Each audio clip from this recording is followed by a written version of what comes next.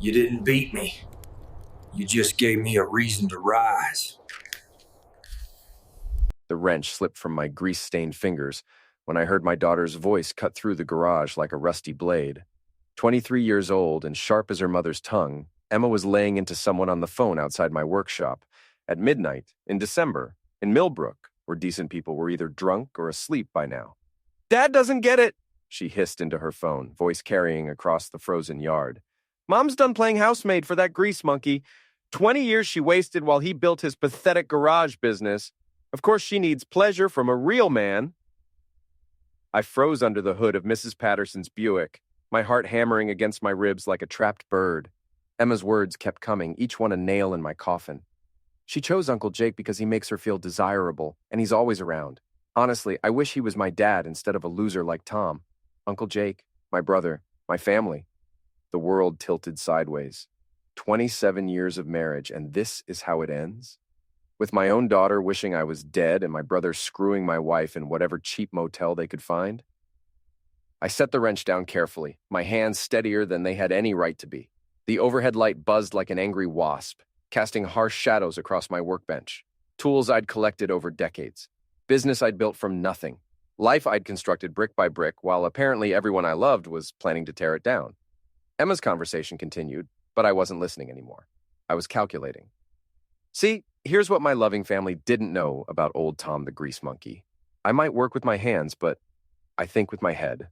20 years running a business in a town where everyone knows everyone teaches you things. How to read people. How to find pressure points. How to make problems disappear without getting your hands dirty. They wanted a villain? Fine, I'd give them one heck of a show. The next morning hit Millbrook like a slap from a frozen fish. December in Michigan meant gray skies, dead grass, and the kind of cold that made your bones ache. I'd been up all night sitting in my workshop with a beer and a yellow legal pad, sketching out my new life plan. Sarah breezed into the kitchen wearing her crisp lawyer outfit, all sharp angles and confidence. She'd made partner at Henderson and Associates last year, the crown jewel of our dying downtown district. 45 years old and still beautiful in that untouchable way that made other men want what they couldn't have, except my brother apparently could have it. "Morning," she said, without looking at me, grabbing her travel mug and checking her phone. "Working late again tonight. Big case." "Which case?" I asked, sipping my coffee and watching her face for tells. Her jaw tightened almost imperceptibly. "The Morrison divorce, messy custody battle." "Interesting. Morrison divorce wrapped up 3 weeks ago." I knew because Morrison's ex-wife brought her car in for an oil change, crying about her victory. Sarah was lying, and she was bad at it. "Sounds complicated," I said. "Very." She headed for the door, then paused. "Tom, we need to talk soon, about us." "Sure thing, honey, whenever you're ready."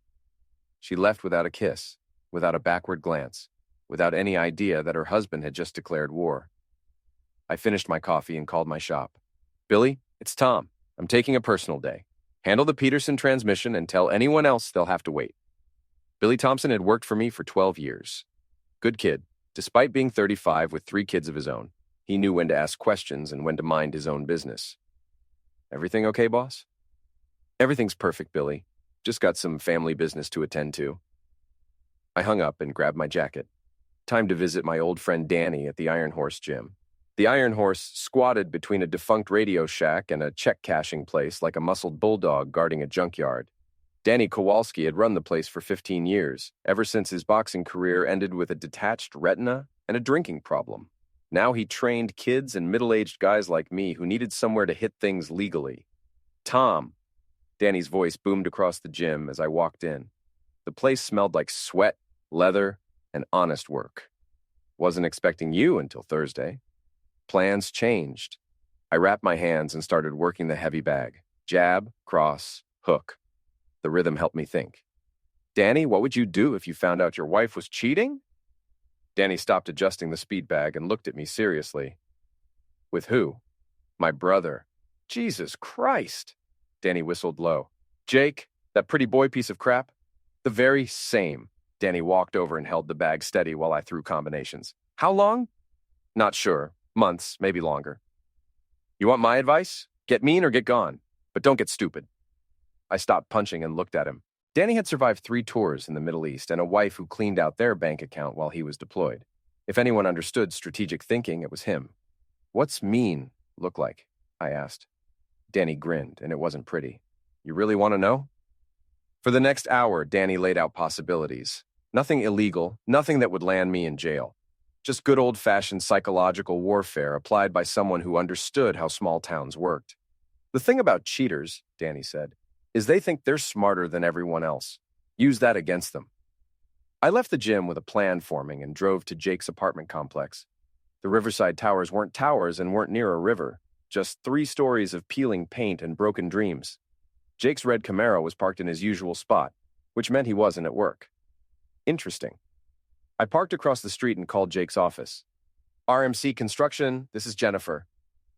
"Hey, Jennifer, it's Tom Mitchell. Is Jake available?" "Oh, hi, Tom. Jake called in sick today. Some kind of flu bug." "That's too bad. Tell him his brother called, will you?"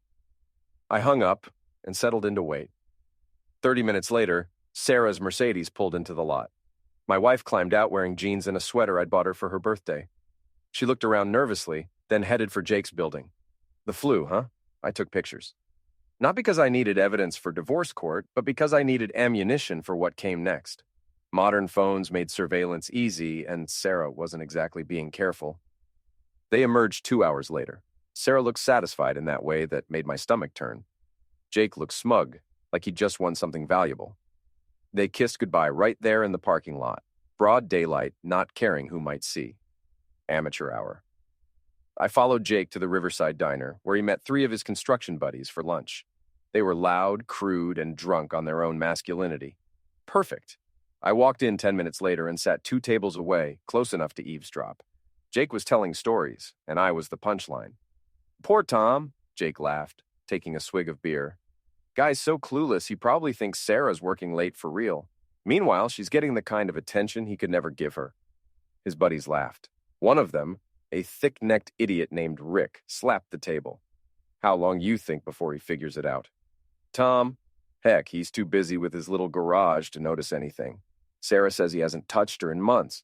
Can't blame her for shopping elsewhere." I stood up, walked to their table, and sat down without being invited. "Hey, Jake." The laughter died. Jake's face went white, then red. "Tom, what are you doing here?" "Grabbing lunch. Couldn't help overhearing your conversation about my wife." I smiled pleasantly. Fascinating stuff. The 3 buddies suddenly found their food very interesting. Jake tried to bluster. "Tom? I was just what? Just telling your friends how you're screwing my wife while I'm at work?" I kept my voice conversational like we were discussing the weather. "No need to explain, Jake. I get it."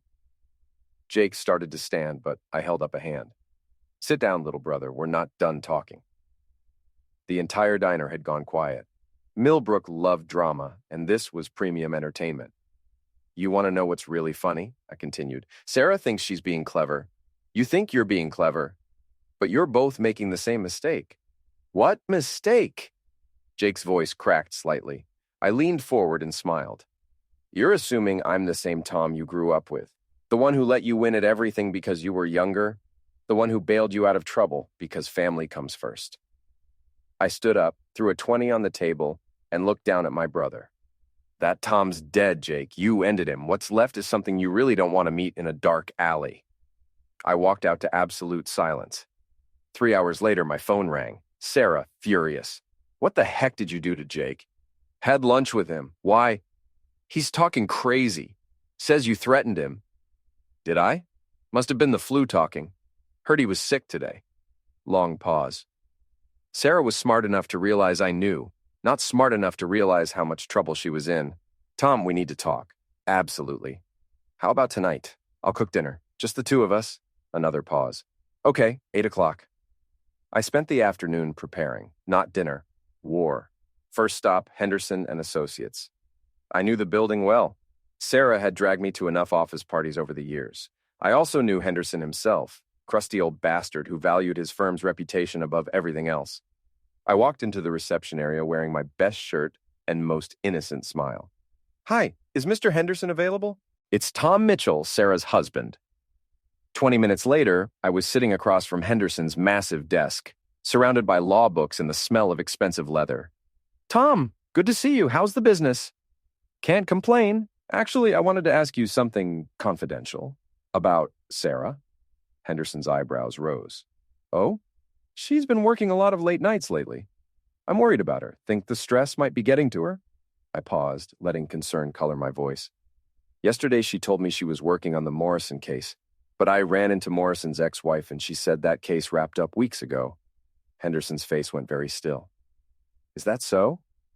I'm probably misunderstanding something. Sarah's the lawyer, not me. But I'm worried she might be having some kind of breakdown, forgetting things, making up work that doesn't exist. I let that hang in the air while Henderson's wheels turned. Law firms lived and died on billable hours and client trust.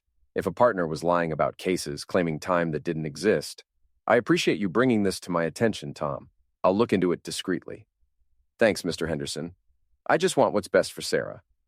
I left feeling better than I had in months. Stop 2, Emma's college. My daughter was a senior at Millbrook Community College, studying business administration with my money and planning to graduate into a world where daddy was the joke. I found her in the student center, holding court with 3 friends. She looked like her mother. Same blonde hair, same blue eyes, same entitled expression that said the world owed her everything. Emma, we need to talk. She looked annoyed. Dad, I'm busy. Now. Something in my voice made her friends scatter. We walked outside where the December wind cut through my jacket like a knife. What's this about? She asked. Your trust fund? Emma's face changed. The trust fund was her college money, her car money, her apartment money. 23 years of me saving every spare dollar so my daughter could have opportunities I never had. What about it? I'm closing it. The color drained from her face. You can't do that. Actually, I can. It's my money, my account, my rules. I pulled out a piece of paper. This is a withdrawal form. I'll be cashing out everything tomorrow morning. Why? The word came out as a whisper. Because my daughter told someone she wished I wasn't her father. Because she thinks I'm a loser who doesn't deserve respect.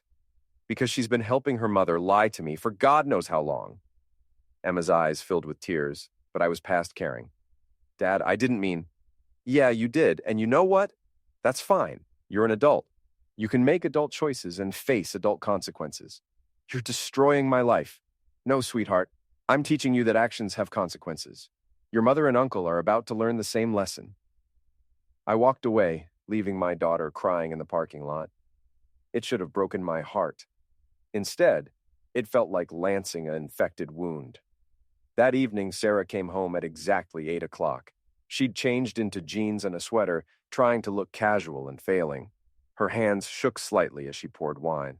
So, she said, settling across from me at our kitchen table, we should talk. Yes, we should. Sarah took a deep breath. Tom, I think we've grown apart. Maybe we should consider separation. I almost laughed. 27 years of marriage, and she was going to try the gentle letdown approach, like I was some fragile flower who might wilt at harsh words. Separation, I repeated. Interesting timing. What do you mean? Well, you've been working so many late nights lately, all those complicated cases. Must be exhausting. Her face tightened. My work is demanding. The Morrison case, for example. You mentioned that one specifically. Sarah's wineglass paused halfway to her lips. Yes. Funny thing about that case, Sarah, it ended 3 weeks ago. The glass trembled in her hand. There are multiple Morrison cases. Are there? Because I had lunch with Henderson today. The glass hit the table hard enough to slosh wine across the wood. Sarah's face went pale, then flushed angry red. You went to my office? You talked to my boss? I was concerned about my wife. She seemed confused, talking about cases that didn't exist. I thought maybe the stress was getting to her. Sarah stood up so fast her chair scraped across the floor. You son of a witch. There's the Sarah I married. Took you long enough to drop the act. What do you want, Tom? I leaned back in my chair, suddenly feeling more relaxed than I had in months. I want honesty. I want you to tell me about Jake. There's nothing to tell. Really? Because Jake seems to think otherwise. Had an interesting conversation with him today at the Riverside Diner.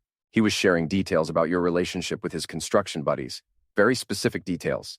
Sarah's knees buckled. She sat down hard, her lawyer composure cracking like ice on a spring pond. How long? I asked. Tom, how long, Sarah? 6 months. The words came out in a whisper. 6 months. I nodded. Our anniversary was 8 months ago. We went to that bed and breakfast in Traverse City. You seemed happy. I was trying. You were trying to what? Figure out how to dump me without losing half your assets? Sarah's silence was answer enough. I stood up and walked to the kitchen window, looking out at our backyard. Snow covered the swing set I'd built for Emma 15 years ago. The garden Sarah used to tend before her career became more important than our marriage.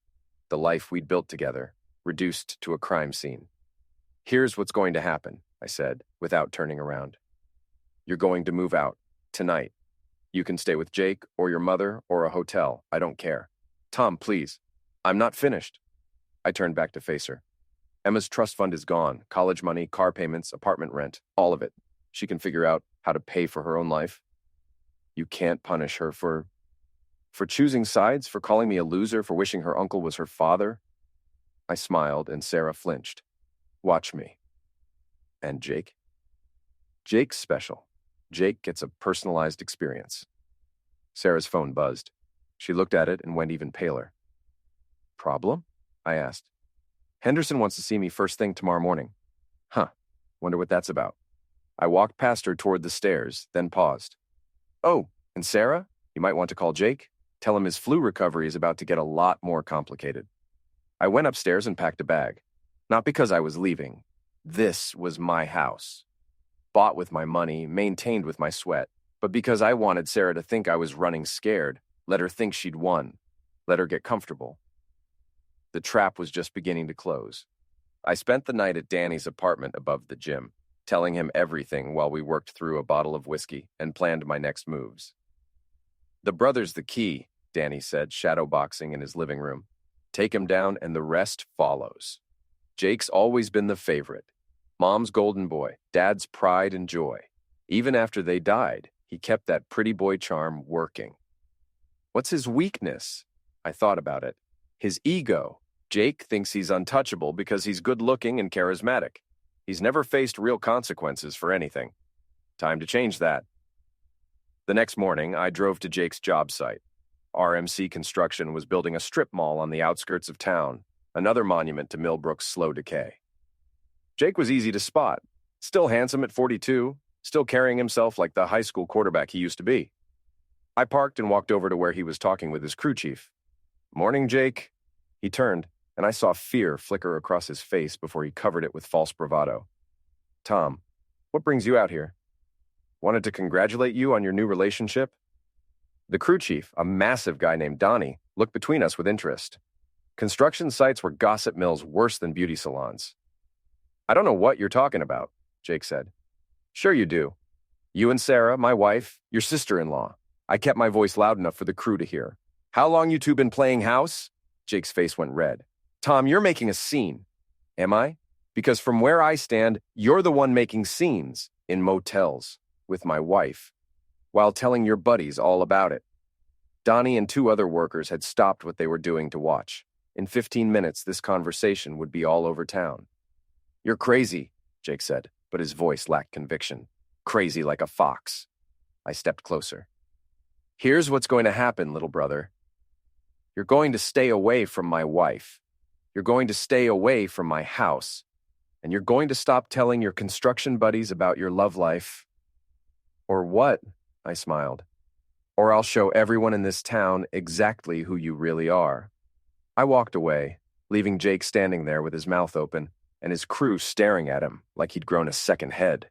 Phase 1, complete. Sarah's car wasn't in our driveway when I got home, which meant she was either at work dealing with Henderson or at Jake's place having a crisis meeting.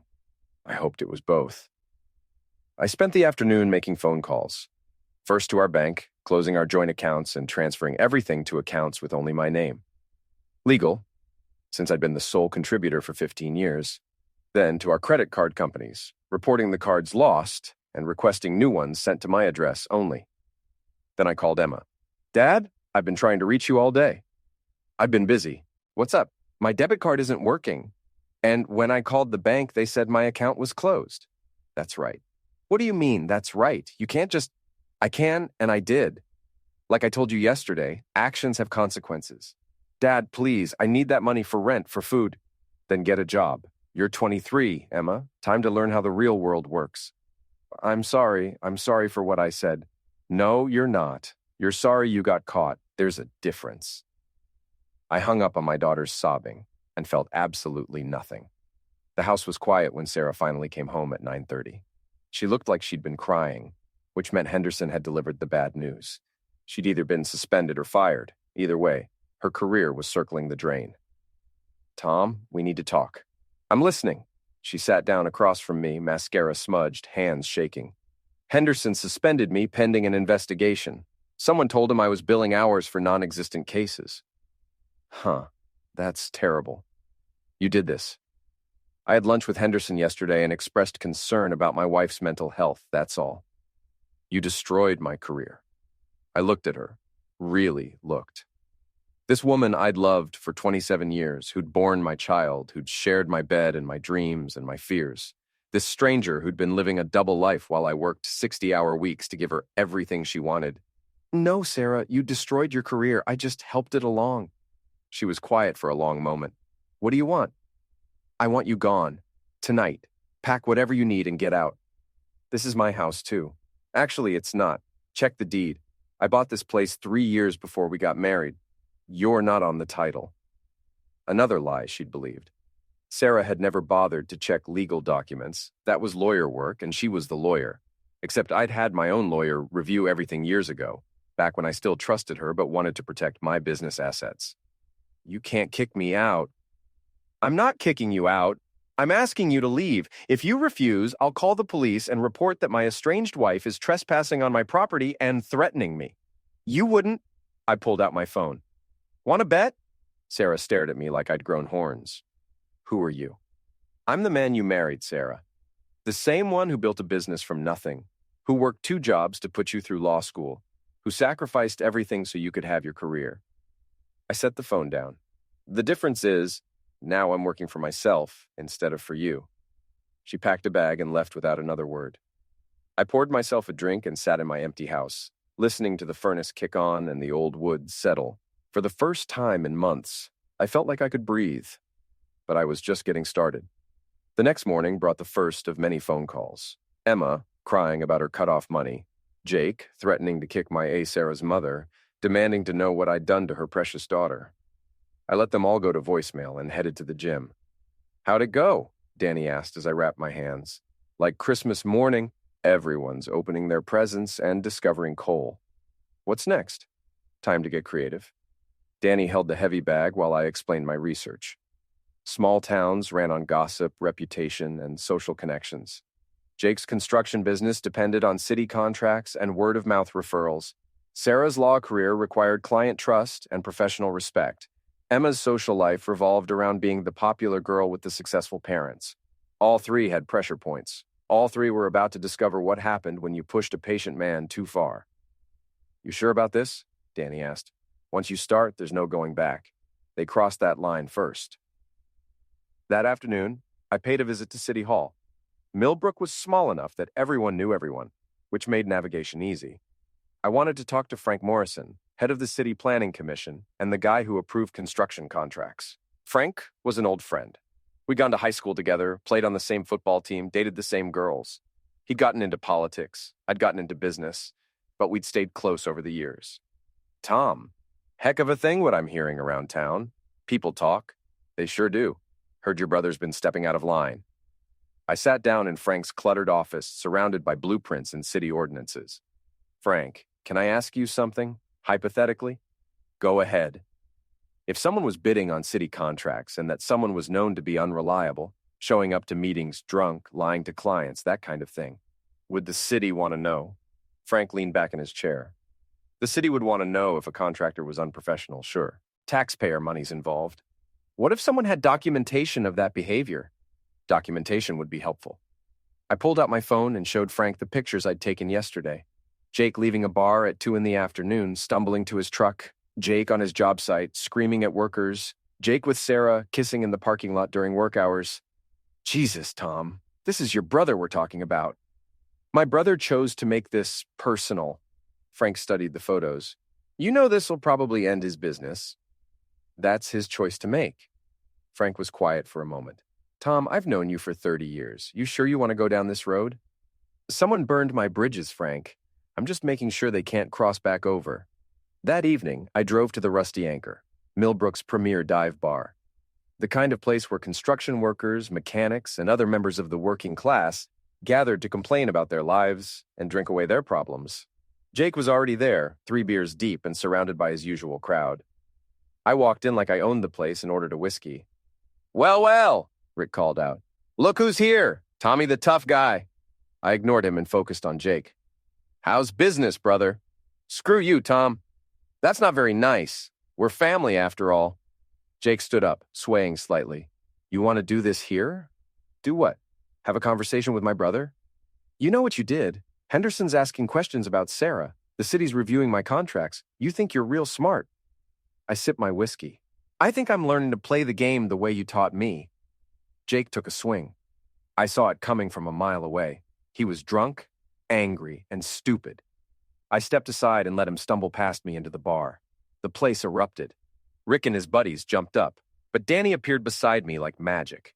Funny how fast a former Marine could move when motivated. "Problem here, Tom?" Danny's voice was calm, but his fists were ready. "No problem at all. Jake's just had too much to drink."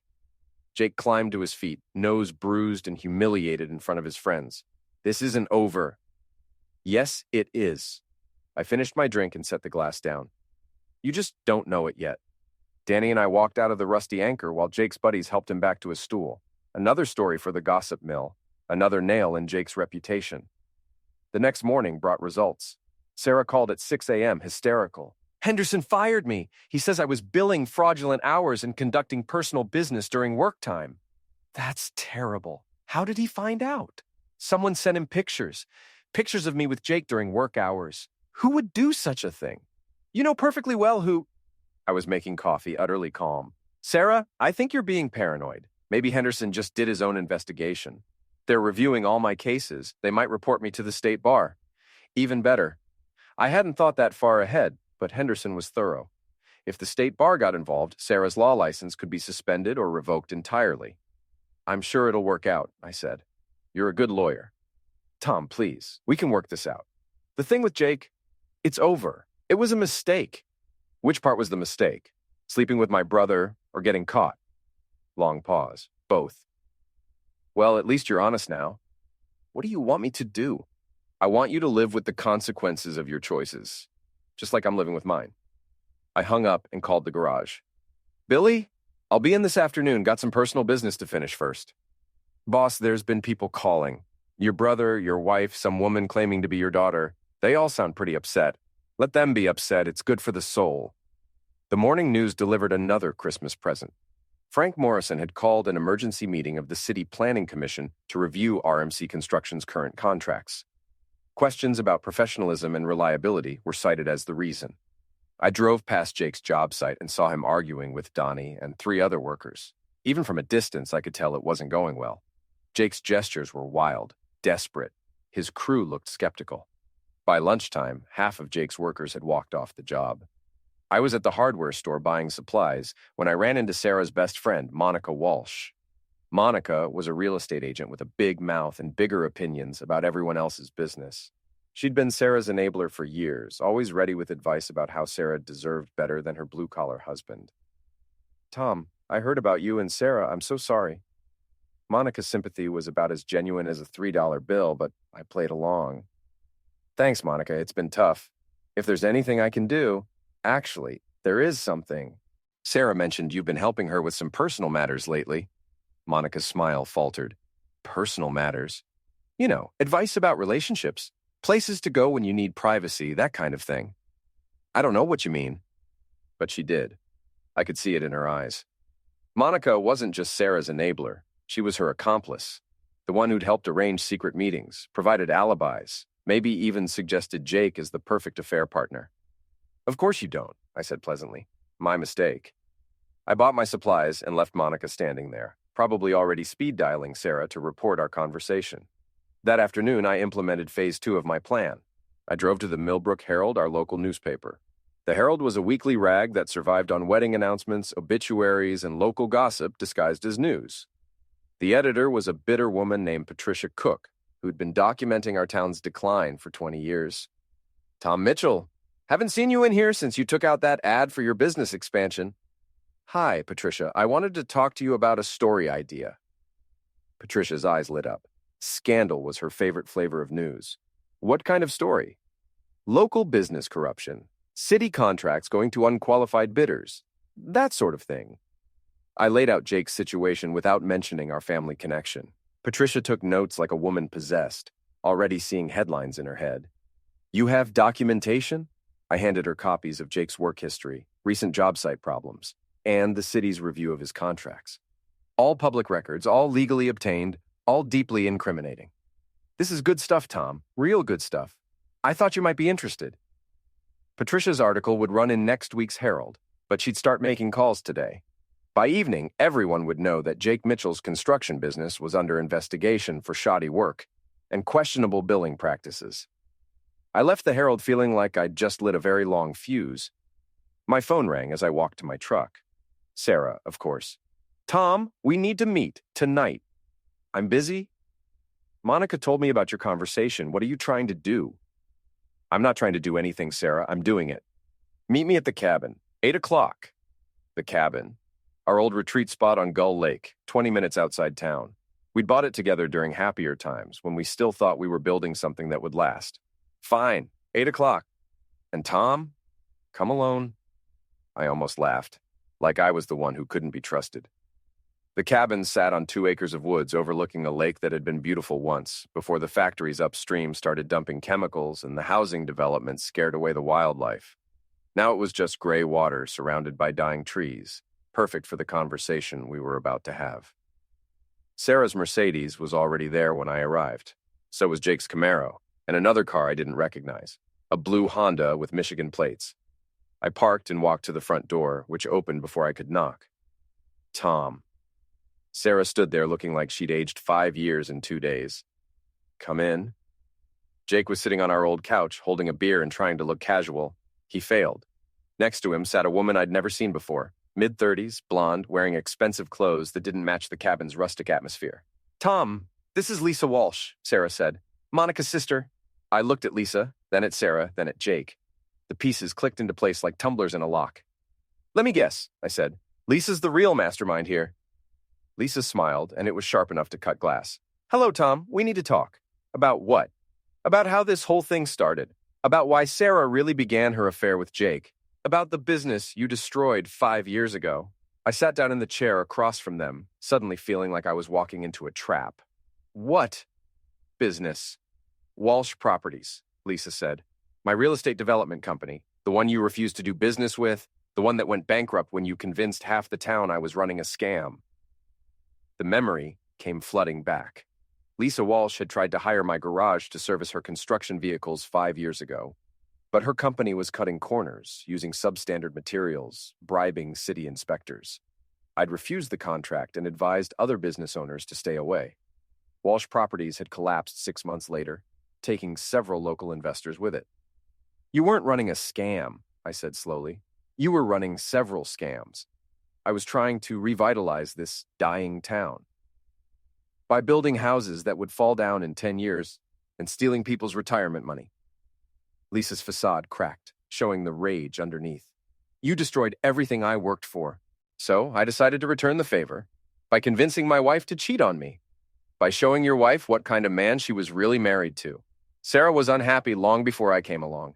I just helped her see that she deserved better. I looked at Sarah. How long have you known Lisa? 2 years, Sarah admitted. She approached me at a bar association meeting and suggested what? That you'd be happier with my brother? She suggested I deserved to feel valued, appreciated. Jake made me feel those things. Jake made you feel those things because Lisa told him to. Jake stood up, his face red with embarrassment and alcohol. That's not true. I love Sarah. Sit down, Jake, Lisa snapped. You've done enough damage. Jake sat, just like that, like a trained dog. I started laughing. Not because anything was funny, but because the sheer audacity of it was breathtaking. So let me get this straight, I said. You destroyed my marriage as revenge for me exposing your business fraud. You manipulated my wife into thinking she was unhappy. You convinced my brother to betray me, all because I wouldn't help you steal from our neighbors. All because you thought you were better than everyone else, Lisa snarled. Mr. Moral Authority, deciding who deserves success and who doesn't. I prevented you from cheating people. You prevented me from giving this town a future. I looked around the room at my wife, my brother, and the woman who'd orchestrated the destruction of my family. 3 people who'd conspired to tear apart everything I built. And for what? Revenge for a business deal that went south because of their own corruption. Well, I said, standing up, this has been enlightening. Where are you going? Sarah asked. Home, to plan your funerals. Tom? Jake started. Not literal funerals, you idiot. Social funerals, professional funerals. The kind where you're still breathing but everyone wishes you weren't. I walked toward the door, then stopped and turned back. Lisa, thanks for the confession. Jake, thanks for being exactly as weak as I always thought you were. Sarah? I paused, looking at my wife of 27 years. Thanks for showing me who you really are. I left them sitting there and drove home, my mind racing with possibilities. They declared war on my life. Time to show them what total war looked like. The next morning, I called in every favor I'd accumulated over 20 years of business ownership. Frank Morrison at City Planning, Patricia Cook at the Herald, Henderson at the law firm, Danny at the gym, Billy at my garage, even Mrs. Patterson, who'd been bringing her Buick to me for 15 years and knew half the town's secrets. By noon, I had a network of allies that would make a politician jealous. By evening, I had a plan that would make a general proud. Phase 3 began at the Millbrook Community Center, where the monthly town hall meeting was scheduled for 7 p.m. These meetings were usually boring affairs attended by a dozen city employees and whoever was angry about potholes or snow removal that week. Tonight would be different. I arrived early and set up my laptop in the back row. Danny sat beside me along with 3 of his gym regulars who owed me favors. Frank Morrison was at the front with the other city officials. Patricia Cook sat in the 3rd row with her notebook and camera. At 7:15, Sarah, Jake, and Lisa walked in together. They looked nervous, scanning the unusually large crowd with growing alarm. Good. Mayor Hendricks called the meeting to order and began with routine business: budget reports, maintenance schedules, permit approvals. I waited through 20 minutes of municipal tedium before standing up. Mr. Mayor, I'd like to address the council about municipal corruption. Hendricks looked surprised. Municipal corruption? Specifically, the practice of awarding city contracts to unqualified bidders who inflate costs and deliver substandard work. Jake went pale. Sarah grabbed his arm. I have documentation, I continued, showing systematic overcharging on recent construction projects, along with evidence of safety violations and code infractions that were overlooked due to personal relationships between contractors and city officials. This was mostly true. Jake's recent work had been sloppy, and his billing was questionable. The personal relationships part was artistic license, but effective. Mr. Mitchell, Hendricks said carefully, these are serious accusations. They are indeed. I opened my laptop and activated the projector. Let me show you what I've discovered. For the next 30 minutes, I laid out Jake's professional failures in excruciating detail.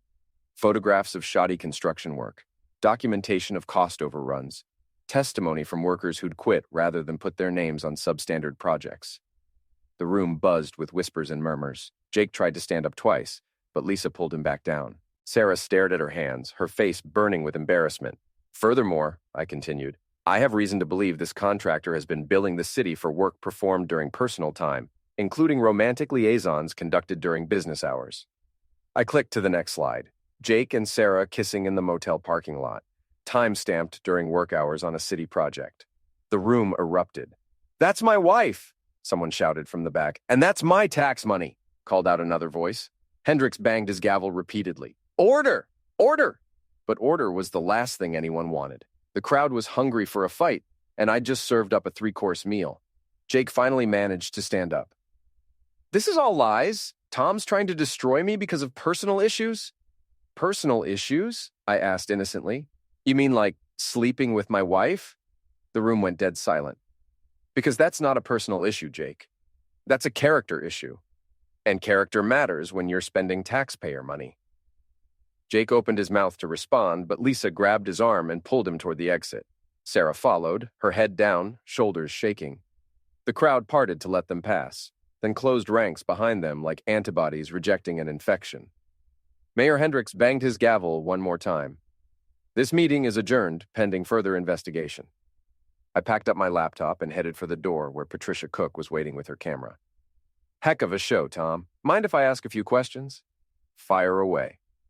What's your next move? I smiled for her camera. Justice. The Herald hit the streets 2 days later with a front-page headline that made people choke on their morning coffee. Local contractor accused of billing fraud, adultery. Patricia had done her homework. The article detailed Jake's professional shortcomings, his affair with Sarah, and the questions surrounding his city contracts. She'd even tracked down 3 of his former employees who were happy to discuss his drinking, his temper, and his habit of cutting corners. Jake's construction business was finished. By noon, the city had suspended all his contracts pending review. By evening, his remaining employees had found other jobs. Sarah's situation was worse. Henderson had reported her to the state bar for professional misconduct. Her law license was suspended pending investigation. Her career was over. Emma called that night, sobbing. Dad, everyone's talking about Mom, about our family. I can't go to class without people staring at me. That's tough. How can you be so cold? This is destroying our lives. No, Emma, your mother destroyed our lives. I'm just making sure everyone knows it. She made a mistake. She made a choice, multiple choices, over 6 months, while lying to my face every single day. Emma was quiet for a moment. What about me? I'm your daughter. You're an adult who chose to betray her father. Now you get to live with those consequences. I didn't betray you. You told someone you wished I wasn't your father. You helped your mother lie to me. You called me a loser. My voice stayed calm, matter of fact. Those are betrayals, Emma. The fact that you can't see that just proves you're not ready to be treated like an adult. Dad, please. I hung up. 3 days after the Herald article, Jake showed up at my garage. He looked like he'd been living in his car, unshaven, unwashed, wearing the same clothes he'd had on at the town meeting. Tom, we need to talk. I was under the hood of a Ford pickup trying to diagnose a transmission problem. Talk. This has gone far enough. You've destroyed my business, ruined Sarah's career, humiliated us in front of the whole town. What more do you want? I straightened up and wiped my hands on a rag. I want you to understand something, Jake. Everything that's happened to you is a direct result of your own choices. You orchestrated this whole thing? I exposed your choices. There's a difference. Jake's hands clenched into fists. You self-righteous bastard, like you've never made mistakes. I've made plenty of mistakes, but I never betrayed my family. I never slept with my brother's wife. I never lied to people who trusted me. Sarah doesn't love you anymore. She hasn't for years. Maybe not, but that gave her the right to ask for a divorce, not to cheat on me with my brother while spending my money and living in my house. Jake took a step closer. You think you're so much better than everyone else? No, Jake. I think I'm better than you, and I've spent the last month proving it. He swung at me then, a wild haymaker telegraphed from Cleveland. I ducked easily and caught him with an uppercut to the solar plexus that dropped him to his knees. Stay down, I advised. You're embarrassing yourself. Jake gasped for air, clutching his stomach. This isn't over. Yes, it is. Your business is gone. Your reputation is gone. Your future in this town is gone. I knelt down beside him. But here's the really beautiful part, Jake. I didn't do any of that to you. You did it to yourself. I just made sure everyone was watching. I stood up and went back to work on the Ford. Jake eventually picked himself up and staggered out of my garage. I never saw him again. Sarah lasted 2 more weeks before she broke. She showed up at my house on a Thursday night, drunk and desperate. I found her sitting on my front porch, crying into a bottle of wine. Tom, please, we need to talk. We've talked multiple times. I've lost everything. My job, my friends, my reputation. Even Emma won't speak to me. Emma's not speaking to me either. Guess we're even? Sarah looked up at me with red-rimmed eyes. How did you become so cruel? I sat down beside her on the porch steps. You really want to know? She nodded. I became cruel the night I heard my daughter tell someone she wished I wasn't her father. I became cruel when I realized my wife was lying to my face every single day. I became cruel when I found out my own brother was bragging to his friends about screwing my wife. I took the wine bottle from her hands and set it aside. You want to know the really cruel part, Sarah? I still love you. After everything you've done, everything you've put me through, I still love the woman I married 27 years ago. Then why? Because that woman doesn't exist anymore. Maybe she never existed. Maybe I just wanted her to so badly that I invented her. Sarah leaned against me, and for a moment it felt like old times. Before the lies, before the betrayal, before everything turned to ash. "I'm sorry," she whispered. "I know you are, but sorry doesn't fix anything. Sorry doesn't give me back the last 6 months of my life. Sorry doesn't erase the humiliation, or the pain, or the fact that my own family conspired against me. What do you want me to do? I want you to disappear, leave town, start over somewhere else, build a new life, and try to be better than you were here. What about us? There is no us. There hasn't been for a long time." Sarah started crying again, but I was past the point where her tears could move me. I'd cried my own tears in private, in my workshop, late at night when no one could see the strong man break down. "Tom? Yeah? For what it's worth, you were right about Lisa. She manipulated all of us. She played us against each other like pieces on a chessboard. I know. Are you going to do anything about it?" I smiled, and Sarah shivered at whatever she saw in my expression. "Lisa's already done." The next morning, I drove to the Henderson and Associates law office for a meeting I'd scheduled the week before. Henderson was waiting with two of his partners and a stack of legal documents. "Tom, good to see you. I trust you've reviewed the materials we discussed?" "Thoroughly." The materials were Lisa Walsh's business records from 5 years ago, records that showed she'd been skimming money from client accounts, bribing city officials, and falsifying construction reports. Records that Henderson's firm had obtained through perfectly legal discovery processes when they'd represented several of Lisa's victims in civil suits. Records that proved Lisa Walsh was a career criminal who'd fled Michigan to avoid prosecution. "The state attorney general is very interested in Miss Walsh's current activities," Henderson continued, "particularly her recent attempts to manipulate city contracts through proxy relationships." Proxy relationships? Using romantic relationships to influence business decisions. It's a form of fraud. I'd fed Henderson just enough information about Lisa's manipulation of Sarah and Jake to make him dig deeper.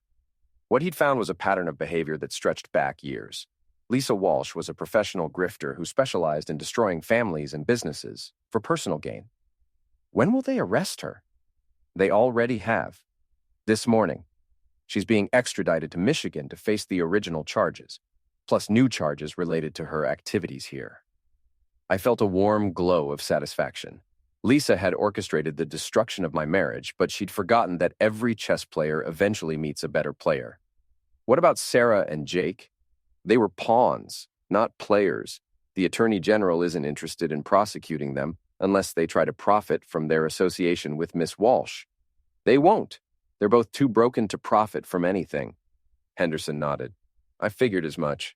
This kind of manipulation leaves deep scars. I left Henderson's office feeling lighter than I had in months. Lisa Walsh would spend the next 5 to 10 years in prison, thinking about the man she'd underestimated. Sarah and Jake would spend the next 5 to 10 years rebuilding their lives from scratch, if they could manage it. And I would spend the next 5 to 10 years being exactly who I was meant to be. The villain they'd created, but also the hero of my own story. 6 months later, I ran into Emma at the grocery store. She was working as a cashier, wearing a name tag and a tired expression that made her look older than her 23 years. "Hi, Dad." "Emma." She scanned my items without making eye contact. "How are you?" "Good. You?" "Getting by. Working 2 jobs, sharing an apartment with 3 roommates, learning what the real world looks like. Learning builds character. So does forgiveness." I paid for my groceries and looked at my daughter for the first time in months. She'd lost weight, cut her hair, traded her designer clothes for thrift store basics. She looked like a different person. "Emma, what did you learn from all this?" She thought about it for a moment. "That actions have consequences. That family should mean something. That some bridges once burned can't be rebuilt. Good lessons. Dad, I really am sorry. Not because I got caught, but because I hurt you. Because I chose the wrong side." I studied her face, looking for signs of manipulation or false emotion. All I saw was genuine regret and hard-earned wisdom. "Sorry's a start," I said, "but it's not enough." "What would be enough?" "Time. Proof that you've actually changed. A demonstration that you understand why what you did was wrong." Emma nodded. "How much time?" "As long as it takes." I walked out of the store, leaving my daughter to think about redemption and whether she wanted it badly enough to earn it. because that's the thing about being the villain in someone else's story. You get to decide who deserves a second chance and who doesn't. You get to set the terms for forgiveness. You get to choose when the story ends. And this story ends with me walking into the sunset, having learned that sometimes the only way to save yourself is to become the person your enemies think you are. They called me the villain. I wore the title better than they ever wore their masks.